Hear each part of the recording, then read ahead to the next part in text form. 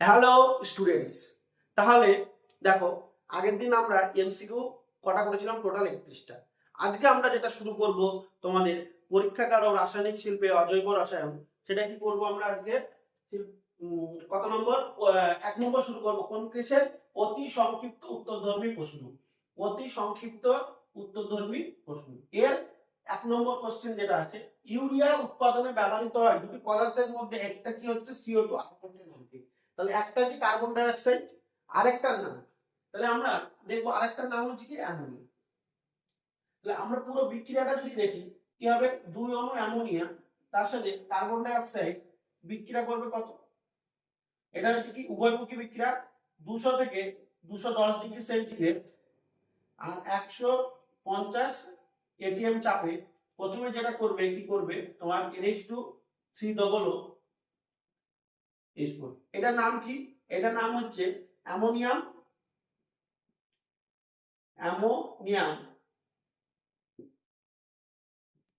Carbamate. এটার মধ্যে যদি আমরা হিট দিই, এটাতে যদি হিট দিই তাহলে উৎপন্ন হবে ইউরিয়া, উৎপন্ন হবে ইউরিয়ার সংকেত আমরা জানি এটা, তার সাথে উৎপন্ন হবে কি জল। ওকে, অনেক সময় ইউরিয়ার সংকেতটা এরকম লেখা থাকতে পারে CONH2 দেখো এই দুটো একই জিনিস আছে, ওই জন্য এটাকে এইভাবে লেখা থাকতে পারে। তো সেটা নিয়ে ঘাবড়ানোর কিছু নেই, বলে দিলাম আমি। নেক্সট যে কোশ্চেনটা আমাদের সেটা হচ্ছে কি, তাহলে আমাদের অ্যান্সার কি আসছে?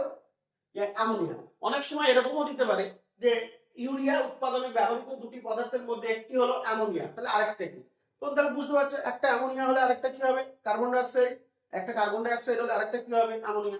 যেটাই যে তোমরা পারবে, কোশ্চেন অ্যান্সার ঘুরিয়ে দিলাম। এই যে ওলিয়ামের রাসায়নিক নাম কি?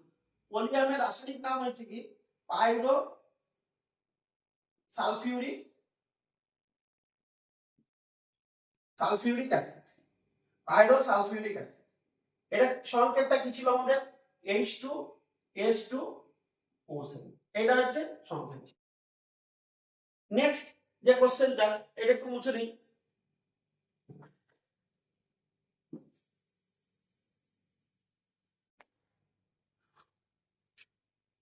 এটা এখানে লিখে দিচ্ছি ছোট করে।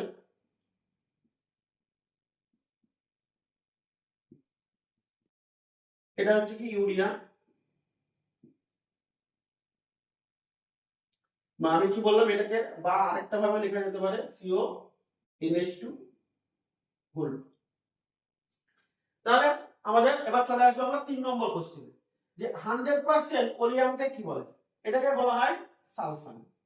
100% ওলিয়ামকে কি বলে? সালফান। এটা মনে রাখবে। Next, smelling salt. Smelling salt কি জিনিস? তাহলে এই স্মেলিং সল্ট হলো কি অ্যামোনিয়া এবং ammonium carbonate. Ammonium carbonate, ammonium কার্বনেটের মিশ্রণ। ঠিক আছে, তাহলে স্মেলিং সল্ট হলো কি অ্যামোনিয়া এবং অ্যামোনিয়াম কার্বনেটের কি এর মিশ্রণ। তাহলে এটা কি কাজে ব্যবহার করা হয়? এইটার যে এর যে অ্যামোনিয়া, যে অর্থাৎ স্মেলিং সল্টে এর তীব্র ঝাঁঝালো হয়। স্মেলিং সল্টটা কি তীব্র ঝাঁঝালো হয়। এর ফলে কি হয়, দেখো এই তীব্র ঝাঁঝালো যদি কোনো ব্যক্তি অজ্ঞান হয়ে যায় বা অবচেতন হয়ে যায়, তখন কি হয়, এই যে স্মেলিং সল্টটা তার কাছে, নাকের কাছে ধরা হয়, এবং নাক আর নাকের মাধ্যমে যখন, নিঃশ্বাসের মাধ্যমে যখন তার নাকের এবং পরবর্তীকালে ফুসফুসের মধ্যে যখন যায়, তো এই যে নাক আর ফুসফুসের যে পর্দা আছে, সেই পর্দায় কি ধরে ঝাঁঝালো গন্ধ, যেহেতু তার ওই জন্য ঝাঁঝালো একটা গন্ধ তৈরি করে। ঠিক আছে, সেই ঝাঁঝালো গন্ধের জন্য কি হয়, অক্সিজেনের একটু মানে ঘাটতি হয়ে যায়। সেই অক্সিজেনের ঘাটতির জন্য তখন কি হয়ে যায়, যে মাথায় কি হয়, ওই যে সংকেতটা চলে যায়। যখনই যায় তখনই কি হয়, এই ঝাঁঝালো গন্ধের জন্য কি হয়, ওই ব্যক্তিটা কি হয়, তার চেতনা ফিরে আসে, তার চেতনা ফিরে আসে। এই জন্য স্মেলিং সল্ট ব্যবহার করা হয়। এই স্মেলিং সল্টটা কি তোমরা বুঝতে পারলে, যে অ্যামোনিয়া এবং অ্যামোনিয়াম কার্বনেটের মিশ্রণ। এবার নেক্সট যে কোশ্চেনটা চলে আসছে, সেটা হচ্ছে স্পর্শ পদ্ধতিতে ব্যবহৃত অনুঘটকের নাম। স্পর্শ পদ্ধতি মানে এটা কোন, এটা স্পর্শ পদ্ধতি কোথায় ব্যবহার করা হয়? আমরা জানি যে সালফিউরিক অ্যাসিড প্রস্তুতিতে ব্যবহার করা হয়। এইটাতে বা এই কোশ্চেনটাতে SO2 থেকে SO3 তে রূপান্তর প্রক্রিয়ায় অনুঘটক বেশি উপযোগী, কোনটা বেশি উপযোগী, তাহলে আমাদের সেটা আমরা দেখব। এইটা কিন্তু ইম্পর্টেন্ট, ঠিক আছে? দুটো অনুঘটক ব্যবহার করা হয়, একটা হচ্ছে SO2 প্লাস O2 এর সাথে বিক্রিয়া করে কি উৎপন্ন করে SO3 এবং তার সাথে কিছু তাপ উৎপন্ন করে, ঠিক আছে? তার সাথে কিছু তাপ উৎপন্ন করে। এবার দেখো দুটো অনুঘটক ব্যবহার করা হয়, দুটো অনুঘটক, একটা হচ্ছে কি তোমার প্লাটিনাম প্লাটিনাম অ্যাসবেস্টস,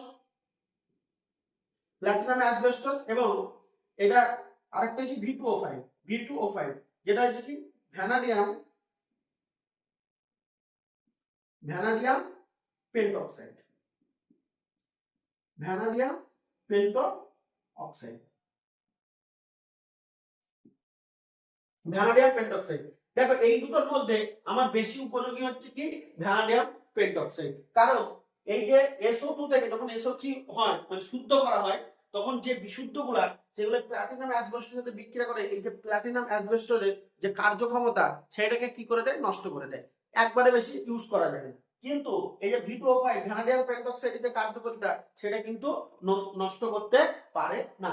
ওই জন্য এই যে V2O5 এটা সবথেকে ভালো, আর এটার দামও কম, এটার দামও কম, কিন্তু এটার দাম অনেক বেশি। ওই জন্য আমরা V2O5 টাকে ব্যবহার করি, V2O5 এটা আমরা অনুঘটক হিসেবে ব্যবহার করি এবং এটাই বেশি উপযোগী। তাহলে বেশি উপযোগী কে হচ্ছে V2O5 ভ্যানাডিয়াম পেন্টঅক্সাইড। তাহলে যে অনুঘটক যদি আমাকে যদি বলে অনুঘটক হিসেবে কি কি ব্যবহার করা হয়, দুটোর মধ্যে যে কোনো একটা লিখলেই হবে।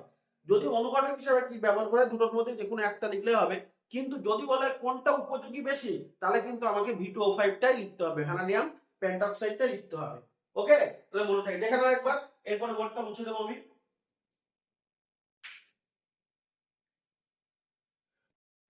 নেক্সট কোশ্চেন, তাহলে আমাদের 5 নম্বর কোশ্চেন হয়ে গেল। তাহলে এবার আমরা কি করব, 6 নম্বর কোশ্চেনে চলে যাব।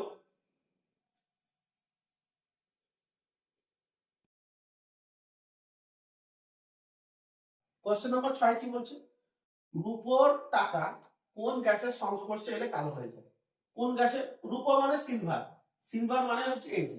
তাহলে এজি এই যে কার কোন গ্যাসের সংস্পর্শে এলে, হাইড্রোজেন সালফাইড গ্যাসে। তাহলে এই যে এজি আর হাইড্রোজেন সালফাইড এরা দুজনে বিক্রিয়া করে কি করবে, Ag2S সিলভার সালফাইড উৎপন্ন করবে, আর তার সাথে উৎপন্ন হবে তোমার হাইড্রোজেন গ্যাস উৎপন্ন। এই যে সিলভার সালফাইড আছে এর জন্যই কি হচ্ছে M2 হবে, এই জন্যই রংটা কি হচ্ছে কালো। তাহলে এটা যেন মনে থাকে। এবার দেখো কোশ্চেন নাম্বার কত, 7, বায়ুতে কোন গ্যাসের জন্য তৈলচিত্র কালো হয়? এই যে তৈলচিত্র যে আছে এর মধ্যে আমার কি থাকে, লেড থাকে, লেডের 3টে যৌগ।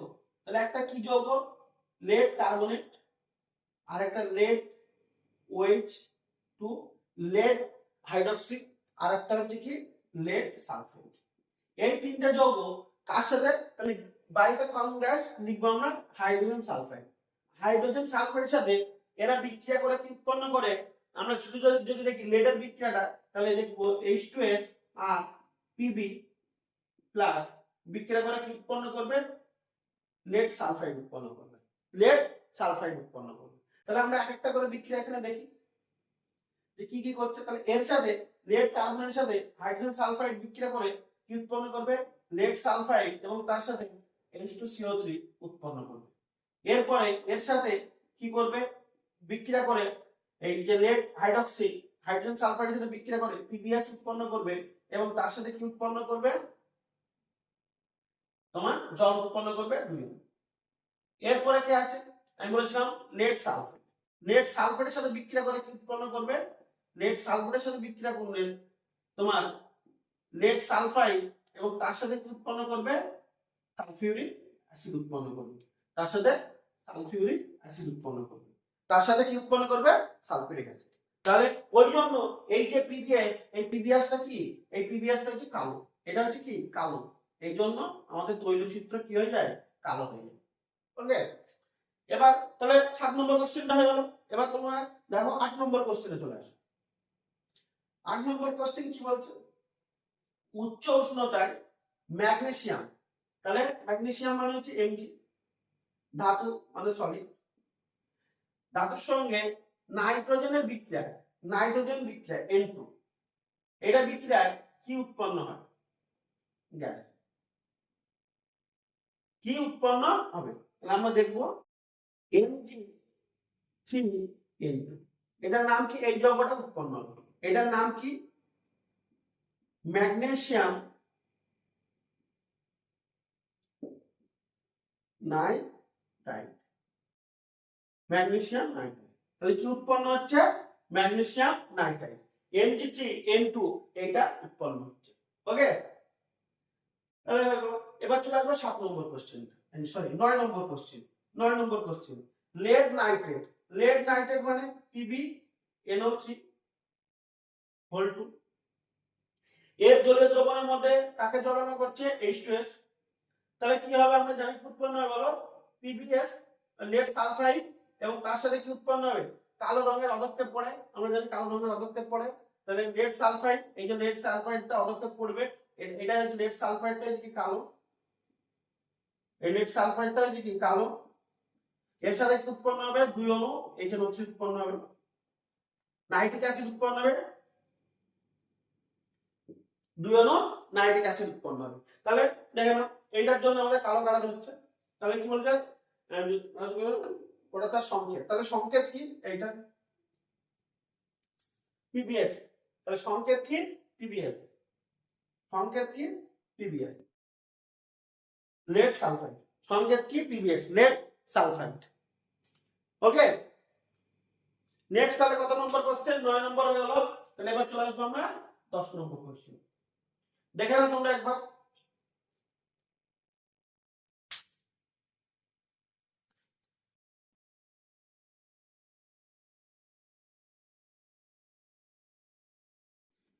দশ নম্বর কোশ্চেনটা কি বলছে? যে নাইট্রোজেন গঠিত একটি সারের নাম এবং ফর্ম। নাইট্রোজেন গঠিত অনেক কটা সার আছে, তার মধ্যে আমরা দেখব যে কটা আছে দেখি। আমি বলেছিলাম জৈব সার কে আছে? জৈব সার কে কে আছে বলো? NH2CO, ইউরিয়া, এটা একটা জৈব সার। অজৈব সারের মধ্যে কে আছে? অজৈব সার NH4 এটা কি অ্যামোনিয়াম সালফেট, এটা হচ্ছে কি ইউরিয়া। নাম লিখতে বলছে এবং সংকেত দুটোই লিখতে হয়েছে। এটা হচ্ছে কি অ্যামোনিয়াম সালফেট, অ্যামোনিয়াম সালফেট। এছাড়াও আছে অ্যামোনিয়াম নাইট্রেট, এটার নাম কি? Ammonium nitrate. ওকে, তাহলে এইটুকু। এবার বরফ কারখানায়, পরে কোশ্চেন 11 নম্বর। 11 নম্বর কোশ্চেন কি বলছে? বরফ কারখানায় কোল্ড স্টোরেজে শীতলীকরণের কাজে কোন গ্যাসটি ব্যবহার করা হয়? কোন গ্যাসটি আমরা জানি? NH3, ammonia. NH3 ammonia gas ব্যবহার করা হয়। ওকে, অ্যামোনিয়া গ্যাসটি ব্যবহার করা হয়। এবার আমরা দেখব কোন কোশ্চেনটা? 12 নম্বর। 12 নম্বর কোশ্চেনটা দেখো, নাইট্রোনিমের রাসায়নিক উপাদান। তাহলে নাইট্রোনিম কিন্তু এটাও একটা কি সার, এটা একটা নাইট্রোজেন গঠিত সার, এটা একটা নাইট্রোজেন গঠিত সার। তাহলে এর মধ্যে আমরা কি দেখব? যে ক্যালসিয়াম কার্বাইড এবং তার সাথে নাইট্রোজেন গ্যাস বিক্রিয়া করে ক্যালসিয়াম কি উৎপন্ন করে? সায়ানামাইড এবং কার্বন। এই যে ক্যালসিয়াম সায়ানামাইড আর এই যে কার্বনের মিশ্রণটাকে আমরা কি বলি? নাইট্রোনিম সার। নাইট্রোনিম সার, এটার নাম কি? Calcium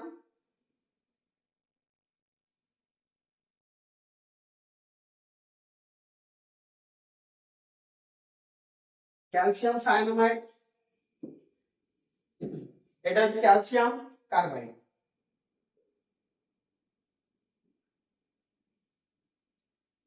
calcium carbide.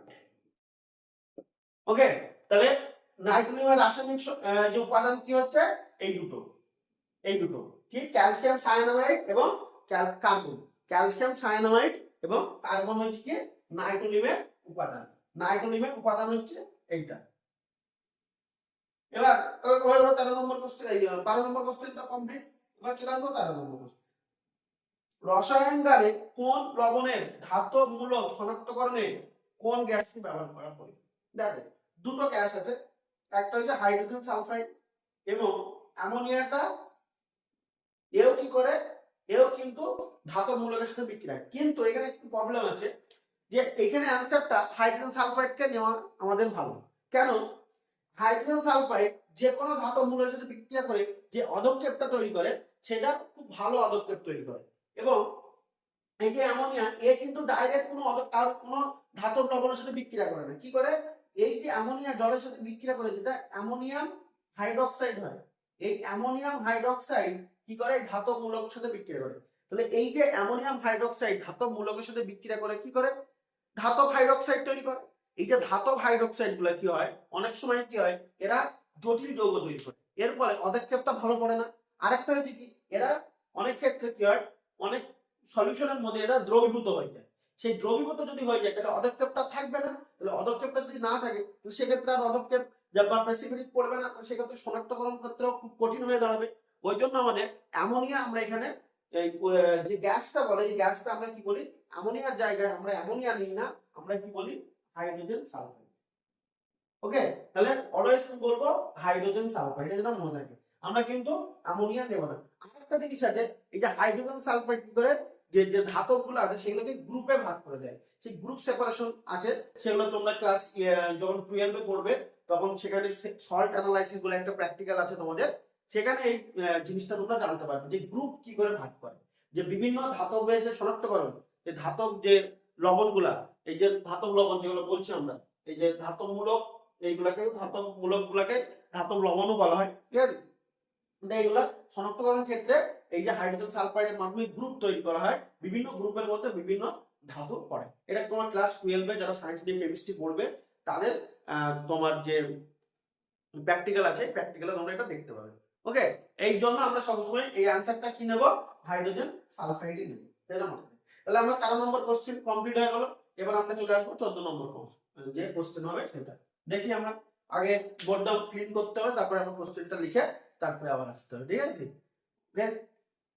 14 নম্বর কোশ্চেনটা কি বলছে দেখো, উপযুক্ত লিটমাস কাগজের সাহায্যে দেখাও যে অ্যামোনিয়ার জলীয় দ্রবণ ক্ষার ক্ষারীয় প্রকৃতি। দেখো অ্যামোনিয়ার জলীয় দ্রবণ আমরা ক্ষারীয় প্রকৃতির জানি। তাহলে দেখো ক্ষার কি করে, ক্ষার কি করে, লাল লিটমাসকে, লাল লিটমাস একে কি করে, নীল করে,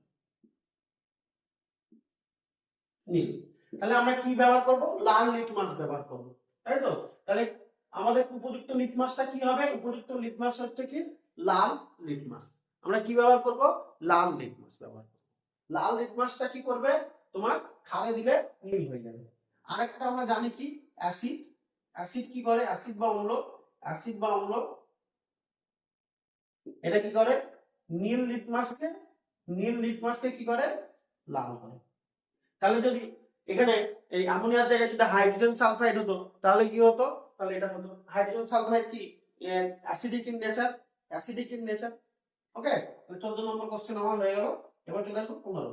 অ্যামোনিয়ার সঙ্গে hydrogen chloride, ammonia NH3 gas, এর সাথে হাইড্রোজেন ক্লোরাইড মানে হচ্ছে HCl, এটাও গ্যাস। এটা যদি না বিক্রিয়া করে কি করে, অ্যামোনিয়াম ক্লোরাইড তৈরি করে। এটা কি তৈরি করে, অ্যামোনিয়াম ক্লোরাইড, অ্যামোনিয়াম ক্লোরাইড তৈরি করে। ওকে, এই যে অ্যামোনিয়াম ক্লোরাইড এটা হচ্ছে কি সলিড, এটা হচ্ছে কি সলিড অর্থাৎ কঠিন। তাহলে এখানে একটা কোশ্চেন ভালো হয় যে দুটো গ্যাসীয় পদার্থের বিক্রিয়ায় যে পদার্থটা তৈরি হচ্ছে সেটা কি, কঠিন পদার্থ। তাহলে দুটো গ্যাসীয় পদার্থের বিক্রিয়ায় তৈরি হচ্ছে কি, কঠিন পদার্থ। এটা কি হয়, সাদা ধোঁয়ার মতো দেখায়, সাদা ধোঁয়ার মতো দেখায়।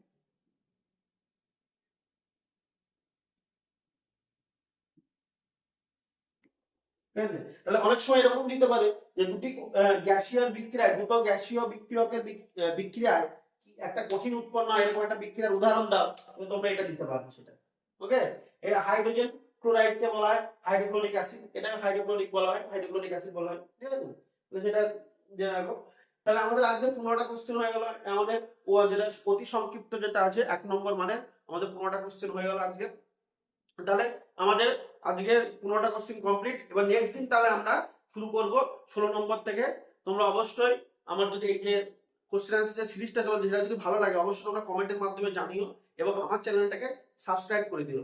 সাবস্ক্রাইব করে দিলে তাহলে আমারও একটু মোটিভেশন বাড়বে তোমাদের এই যে ভিডিও করার জন্য, এবং তোমরা তোমাদের বন্ধুদের সাথে শেয়ার করে দিও এবং লাইক অবশ্যই করবে। তোমরা ভালো থেকো। তোমাদের সাথে পরের দিন আবার নেক্সট যে পরের যে এই যে 15 পরের যে কোশ্চেন গুলো আছে সেগুলো নিয়ে আলোচনা করব। দেখি এসে কি কটা হয়। এগুলো ভেরি শর্ট টাইপ যে কোশ্চেন, অতি সংক্ষিপ্ত কোশ্চেন টোটাল কটা হয় দেখা যায়। আমাদের এমসিকিউ 31টা হয়েছে। এবার যে অতি সংক্ষিপ্ত কোশ্চেন কতগুলো হয় সেটা দেখা যাক। তোমরা অবশ্যই ভালো থেকো। পরের দিন তোমার সাথে আবার দেখা হয়েছে। Tata, good bye.